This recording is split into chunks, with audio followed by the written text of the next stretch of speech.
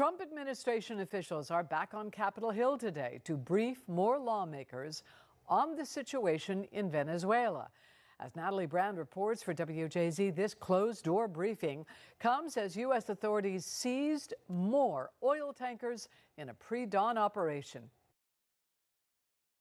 U.S. forces this morning seized 2 tankers linked to sanctioned Venezuelan oil. An operation in the Caribbean captured the Sophia, and a separate one in the North Atlantic secured the Bella 1. Understand, they are not generating any revenue from their oil right now.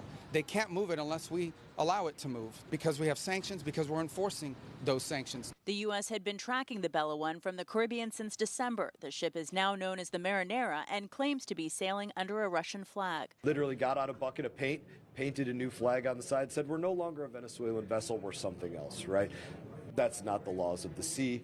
These latest seizures come as the Trump administration focuses on Venezuelan oil, following the raid to capture Venezuelan leader Nicolas Maduro. In a social media post Tuesday, President Trump said interim authorities in Venezuela will be turning over 30 to 50 million barrels of sanctioned oil to be sold at market prices.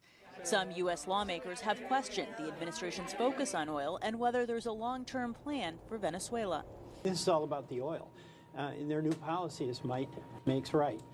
If we want it, we'll get it, and we'll use our military to accomplish that. Trump administration officials are briefing all lawmakers on the Venezuela raid today and also facing new questions about claims the U.S. wants to take over Greenland. There is still so many unanswered questions. I hope we get some answers today. White House Press Secretary Caroline Leavitt said the president is discussing a range of options, and utilizing the U.S. military is always one of them. The U.S. always has military options for everything. I think it's a general statement. I think with Greenland, it's very clear that we are working on through diplomatic channels. Sources tell CBS News that Secretary of State Marco Rubio, during an earlier congressional briefing, said President Trump would buy Greenland, not take it by force.